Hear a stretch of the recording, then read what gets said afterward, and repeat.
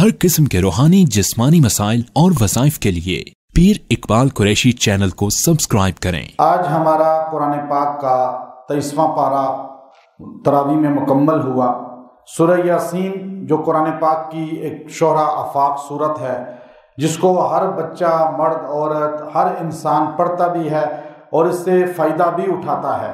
یہ قرآن پاک کا دل کہلاتا ہے، اور یہ زمین و آسمان کے بننے سے 2000 سال پہلے اللہ نے فرشتوں کے سامنے تلاوت کی، اور فرشتے بڑے حیران ہوئے کہ یا اللہ وہ کتنے خوش قسمت انسان ہوں گے جن کو یہ ملے گی، وہ نبی کتنا عظیم ہوگا جس پر یہ اترے گی۔ اور اس کی پہلی جو 2 آیتیں ہیں، چونکہ پوری سورہ یاسین کے متعلق نبی صلی اللہ علیہ وسلم نے فرمایا کہ جو صبح کے وقت اس کو پڑھتا ہے اور جس کام کے لیے بھی دعا کرتا ہے، اللہ اس کام کو پورا فرماتے ہیں۔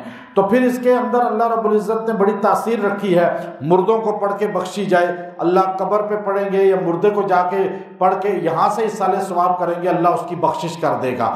اور اسی طرح جو 40 بار جب بھی مشقت آئے، کوئی کام حاجت ہو، 40 بار اس کو پڑھا جائے تو اللہ تعالیٰ اس کام کو حل کر دیتے ہیں۔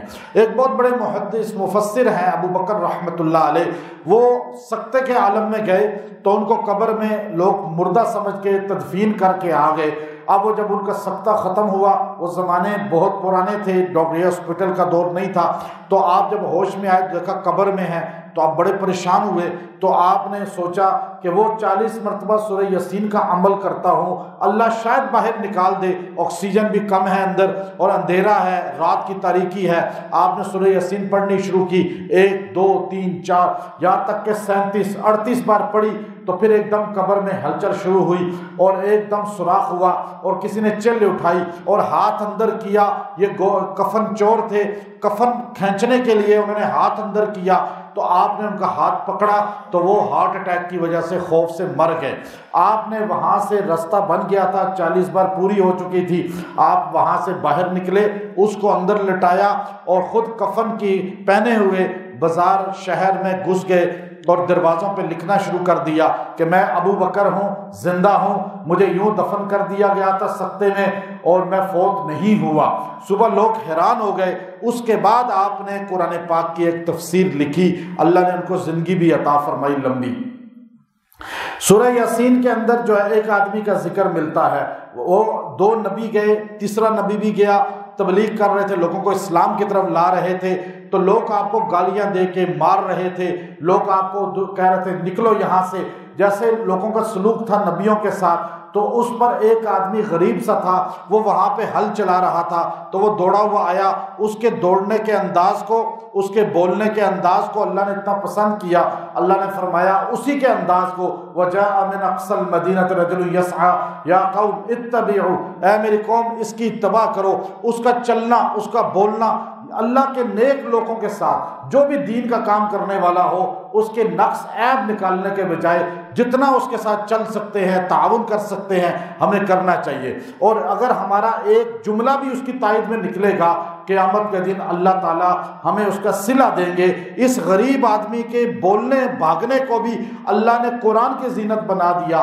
نہ وہ نبی ہے، نہ وہ نبی کا جو ہے کوئی تربیت یافتہ ہے بڑا، بلکہ ایک عام سا ترخان تھا۔ بعض کہتے ہیں وہ لکڑی کا کام کرتا تھا، لیکن اس کو قوم نے مارنا شروع کیا، وہ مر گیا، اور وہ مر کے اللہ کے رسول فرماتے ہیں، قرآن کہہ رہا ہے کہ وہ جنت میں اللہ نے اس کو داخل کر دیا اور اس کو فوراً جنت دے دی۔ کیا ایک بار خالی کہا تھا کہ ان کی بات سنو، ان کی بات مانو۔ اگر کوئی آج اچھی بات آپ کو ملتی ہے تو آپ لوگوں کو تبلیغ کریں، بتائیں کہ یہ بیان سنو، یہ تبلیغ کے لوگ ہیں یا کوئی بھی واعظ نصیحت کرتے ہیں، علماء ہیں، ان کی بات سنیں۔ یہ کہنے سے بھی اللہ آپ کی مغفرت کر سکتے ہیں۔ تو اس لیے آج سوشل میڈیا کا دور ہے، اچھی چیزوں کو شیئر کریں، دوسروں کے واٹس ایپ پہ بھیجیں، یہ بھی اسی زمرے میں آئے گا۔ غلط چیز بھیجیں گے تو وہ عذاب بنے گی۔ آپ کی دعوت سے، آپ کی اچھی چیز بھیجنے سے ایک بندے کی اصلاح ہو گئی تو وہ حبیب نجار کی طرح سورہ یاسین میں جس کی مغفرت کا اعلان ہے، اللہ آپ کی بھی مغفرت کر دے گا۔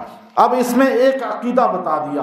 آج کچھ جاہل لوگوں کا عقیدہ بنا ہوا ہے، جمعرات کو روحیں گھروں میں آتی ہیں اور وہ روحیں آ کر بھٹکتی ہیں، دعا مانگتی ہیں، کہتی ہیں ہمارے لیے کچھ کھانے کو رکھو، ہمارے لیے کچھ پڑھو۔ وصایہ شریف کا حوالہ دیتے ہیں جو کسی بدعت سے لکھی ہوئی کتاب ہے، وصایہ کے اندر حوالہ دے کر آپ دیکھیے کہ نہ روحیں گھروں میں آتی ہیں، نہ مردے در در پھرتے ہیں، نہ مردے لوٹ کر آتے ہیں۔ یہ اللہ کا قرآن کہتا ہے کہ یہ حبیب نجار جس کو قرآن ولی کہتا ہے، جس کی شہادت کی قرآن گواہی دیتا ہے، جس کو جنتی ہونے کی قرآن گواہی دیتا ہے، یہ بندہ قتل ہو گیا، شہید ہو گیا تو کہتا ہے یا لیت قومی یعلمون بما غفر لی ربی، کاش یا لیتا، کاش میری قوم کو پتہ چل جائے کہ اللہ نے مجھے بخش دیا۔ اب وہ کہہ رہا ہے کاش کیوں کہہ رہا ہے، یہ کیوں نہیں کہتا کہ میں جا کے خود بتا دیتا ہوں، خود چلا جائے نا اگر روحیں گھروں میں آتی ہیں، تو یہ کہہ رہا ہے کاش میری قوم کو معلوم ہو جائے، پتہ یہ چلا گھر میں واپس کوئی روح نہیں آتی، نہ وہ جمعرات کو آتی ہے، نہ ہفتے کو آتی ہے، نہ جمعے کو آتی ہے۔ جو روح چلی گئی وہ چلی گئی، اور جو ہے اس کی اصلاح کی فکر کریں۔ پھر سورہ یاسین کا دل ہے سلام قولا من رب الرحیم، جو اس کو 1000 بار کسی بھی مقصد کے لیے پڑھے اللہ اس پریشانی کو حل فرما دیتے ہیں۔ یہ جنت میں اللہ کا سلام ہے، اور قرآن کا دل یاسین اور یاسین کا دل یہ سلام قولا من رب الرحیم ہے۔ جو اس کو کثرت سے پڑھے گا اللہ اسے خاتمے کے وقت بھی اس کلمے کو عطا فرمائیں گے، اور یہ پڑھتے پڑھتے جو مر گیا وہ جنت میں اللہ سے فوراً جو ہے سلام پائے گا۔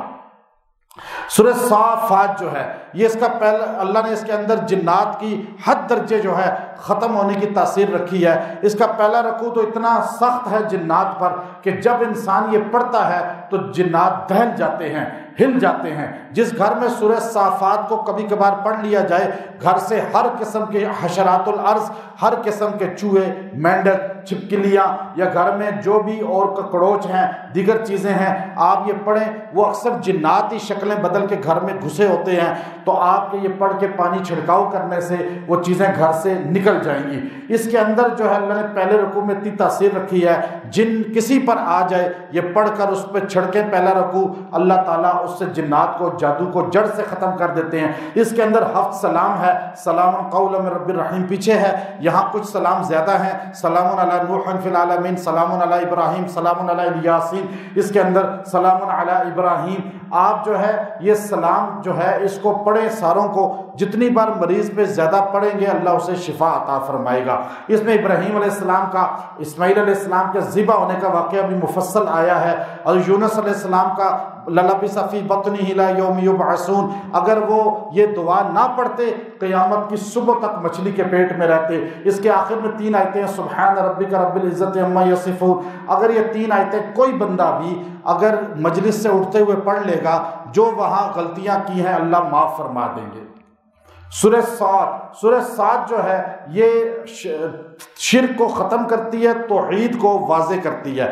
انبیاء کے واقعات توحید کے اس میں واضح آئے ہیں، اور یہ سورہ صاد جو ہے جب بھی انسان اس کو پڑھے اور کسی کا ڈر ہو، خوف ہو، ٹینشن ہو، جب کسی کا بہت زیادہ دھمکیاں مل رہی ہوں یا کوئی بلیک میل کر رہا ہو، سورہ صاد پڑھ کے دعا کریں، چند دن اللہ تعالیٰ اس کو گرفت میں لے آئیں گے اور آپ کو ٹینشن اور اس پریشانی سے نکال دیں گے۔ اس میں اللہ تعالیٰ نے ایک حضرت سلیمان علیہ السلام کا ذکر خاص طور پہ کیا ہے کہ ان کو اللہ تعالیٰ نے وَلَقَدْ فَتَنَّا سُلَيْمَانَ وَأَلْقَيْنَا عَلَىٰ كُرْسِيِّهِ جَسَدًا ثُمَّ أَنَابَ۔ اب آپ تخت پہ بیٹھتے تھے تو آپ کے پاس ایک انگوٹھی تھی، اور آپ اس انگوٹھی کو جو ہے پہنا کرتے تھے۔ اس پہ بعض محدثین مفسرین لکھتے ہیں، بلکہ ابن کثیر نے لکھا کہ اس پہ لکھا ہوا تھا محمد الرسول اللہ، وہ آپ کی انگوٹھی پہ لکھا ہوا تھا، اور اس کی وجہ سے لوگوں کا وہم یہ تھا کہ اس کی وجہ سے آپ کی سلطنت جنات و انس پر ہے۔ اور وہ ایک مرتبہ آپ یوں اتار کر انگوٹھی جو ہے اپنی کسی کو دے کر باتھ روم جاتے تھے، اللہ کے رسول صلی اللہ علیہ وسلم کے نام کا اور اللہ کے نام کا وہ ادب کرتے تھے کہ باتھ روم نہ جائے۔ وہ دے کر گئے تو ایک جن جو تھا وہ آپ کا خادم کی شکل جادو سے اختیار کر کے باہر کھڑا ہو گیا، انگوٹھی وہ لی اور غائب ہو گیا۔ اب باہر نکلے تو آگے کوئی تھا ہی نہیں۔ اب جو ہے آپ پریشان ہو گئے۔ اس کے بعد جو ہے آپ نے فوراً وہاں سے رستہ سائڈ پہ لیا اور وہاں آپ جا کے دیہاتوں میں مختلف جگہوں پہ رہنا شروع کیا، لیکن لوگ آپ کو آپ جب لوگوں کو بتاتے ہیں میں سلیمان ہوں، وہ جنوں والے، وہ سلطنت، تو یہ عام زندگی یہ ہو ہی نہیں سکتا، جھوٹ بولتے ہیں۔ ٹی وی کا دور تو سوشل میڈیا کا نہیں تھا کہ ہر بندہ تصویر دیکھے ہوئے ہو، تو اب وہ اسی طرح آپ جو ہے ایک مرتبہ سمندر کے کنارے گئے، کہا مجھے مچھلی دے دو، انہوں نے کہا مچھلی ہم نہیں دیتے، پیسے دو۔ آپ نے کہا پیسے نہیں ہیں، انہوں نے کہا جاؤ جاؤ، پھر ہم نہیں دیتے۔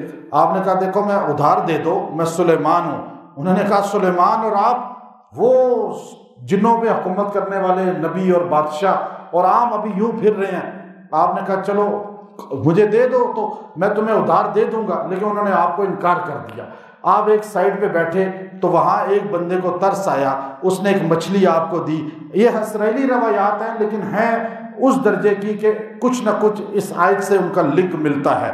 تو آپ نے وہ مچھلی جو ہے اس سے لی، اس کو جیسے ہی چیرا تو وہ اللہ تعالیٰ نے اس جن سے، چونکہ وہ آپ کی شکل اختیار کر کے بیٹھ گیا تھا تخت پہ، اب لوگوں کو تھوڑا سا وہم ہوا اور اب آپ کی بیویوں کو بھی وہم ہوا، تو اس پر آصف برقیہ نے کہا کہ جب یہ آپ کے حجرے میں داخل ہو تو آپ نے فوراً کہنا ہے لا حول ولا قوت الا باللہ۔ یہ جملہ ایسا ہے کہ جن انسانی شکل میں آ جائے یہ آپ پڑھیں تو وہ فوراً ڈر کے بھاگ جائے گا، جن شیطان۔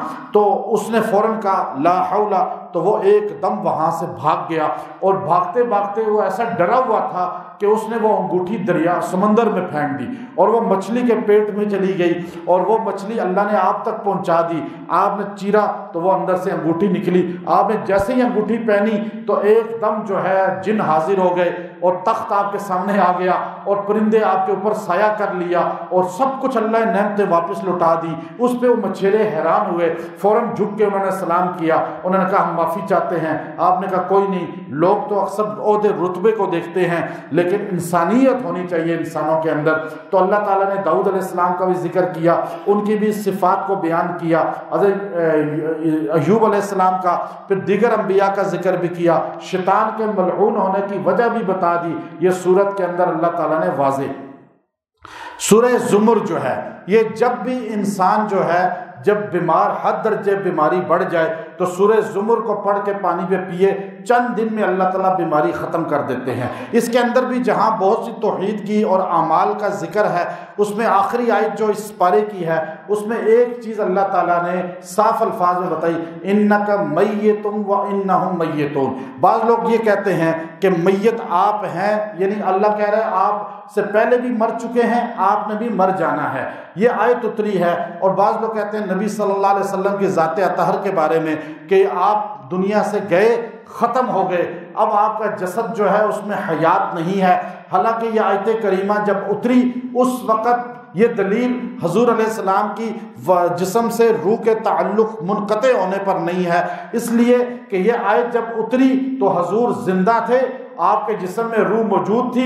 اللہ کہہ رہا ہے انکا میت، آپ میت ہیں۔ اب اس کا کیا مطلب ہے؟ اگر آپ میت یہ کہتے ہیں کہ روح کے ساتھ جسم کا تعلق نہیں ہے تو حضور کو اللہ یہ میت کیوں کہہ رہا ہے؟ اس کا مطلب یہ ہے اگر یہ آیت حضور پر ان کی زندگی میں اتری اور 23 سالہ دور کے اندر اتری، پھر تو یہ آیت یہ بتاتی ہے کہ میت کا لفظ جو نبی کے لیے ہے وہ روح اور جسم کا جدا ہونا نہیں ہے۔ اور اگر یہ کہیں کہ یہ آیت حضور کی زندگی میں نہیں اتری تو پھر قرآن نہیں ہے، پھر یہ قرآن کی آیت نہیں ہے۔ اب آپ کسی کو کہیں زندہ کو کہ تو میت ہے تو یہ ہو ہی نہیں سکتا کہ آپ اس زندہ کو میت کہیں۔ یہ اللہ کے رسول صلی اللہ علیہ وسلم کی خصوصیت ہے کہ اللہ نے امت کو سکھایا انکا میت۔ نبی صلی اللہ علیہ وسلم جس طرح زندگی میں آپ صلی اللہ علیہ وسلم کے روح اور جسم کا تعلق ہے، ایسے آپ کی وفات کے بعد بھی تعلق ہوگا۔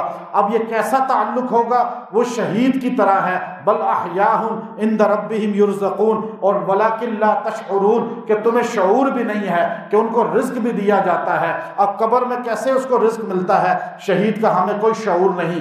نبی قبر میں کیسے زندہ ہے؟ ہمیں کوئی شعور نہیں، اس لیے کہ اللہ نے کہہ دیا الانبیاء احیاء، حضور نے خود بھی کہہ دیا۔ تو یہ انکا میت یہ دلیل نہیں ہے کہ حضور جسم کے ساتھ قبر میں روح کا تعلق نہیں ہے، بلکہ اس بات پر امت کا اجماع ہے کہ قبر میں نبی کے جسم کے ساتھ روح کا تعلق ہے۔ ہم درود شریف پڑھتے ہیں قبر پہ، مسلم کی حدیث پوری واقعہ معراج میں یہ دلالت کرتی ہے کہ آپ کی قبر میں موسیٰ علیہ السلام نماز پڑھ رہے تھے اور آپ نے فرمایا کہ قبر، تم مسلم کی دوسری حدیث کہ تم آ کے درود پڑھتے ہو، میں سنتا ہوں، وہاں سے پڑھتے ہو تو مجھ تک فرشتے پہنچاتے ہیں۔ پتہ یہ چلا انک میت و انہم میتون، اس کا معنی کچھ ہے، عام پبلک کے لیے، امت کے لیے ہے، نبی کو اللہ نے خصوصیت اور استثناء عطا فرمایا ہے۔ وآخر دعوانا ان الحمد للہ رب العالمین۔